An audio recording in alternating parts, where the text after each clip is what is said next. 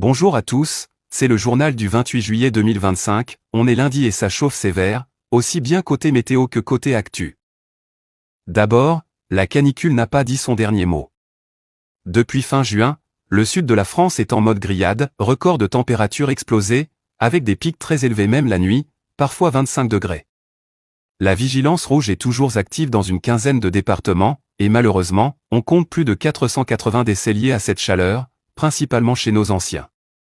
Les services restent mobilisés, mais la pluie se fait désirer pour rafraîchir un peu tout ça. Côté politique, c'est la tempête. L'Assemblée nationale a été dissoute il y a quelques semaines, et toujours pas d'accord sur le budget à quelques semaines de la rentrée. Les politiques s'affrontent à la télé, et les Français sont dans le flou total sur ce qui les attend. On est clairement dans une ambiance, Koh-Lanta, version Élysée, avec beaucoup d'incertitudes et un président Macron plutôt discret sur les prochaines étapes. La rentrée s'annonce donc bien tendue. En revanche, une bonne nouvelle pour les amoureux du patrimoine, Notre-Dame de Paris a enfin rouvert ses portes. Après des années de travaux, la cathédrale est à nouveau accessible au public.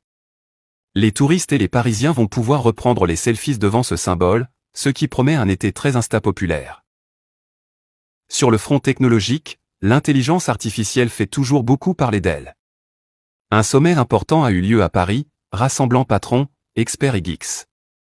Les débats tournent autour des risques de l'IA, perte d'emplois, multiplication des fake news, enjeux éthiques. Un sujet qui divise et qui passionne autant qu'il inquiète.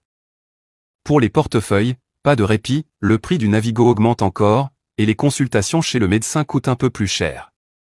Il va falloir être malin pour gérer son budget transport et santé, surtout que cette hausse pénalise directement ceux qui doivent se déplacer ou se soigner régulièrement. Sur les routes, attention, les nouveaux radars sont déployés partout, et ils ne rigolent pas. Contrôle de la vitesse, du téléphone au volant, et même de la ceinture, rien ne passe à là. Si t'es du genre à appuyer un peu trop sur l'accélérateur, ça pourrait faire mal au porte-monnaie. Enfin, la vie quotidienne reste un vrai parcours du combattant cette année. Entre les réformes, les impôts qui changent, les prix qui grimpent et les services publics qui évoluent, il faut vraiment rester vigilant pour éviter les mauvaises surprises. Voilà pour les infos du matin, on vous tient au courant toute la journée.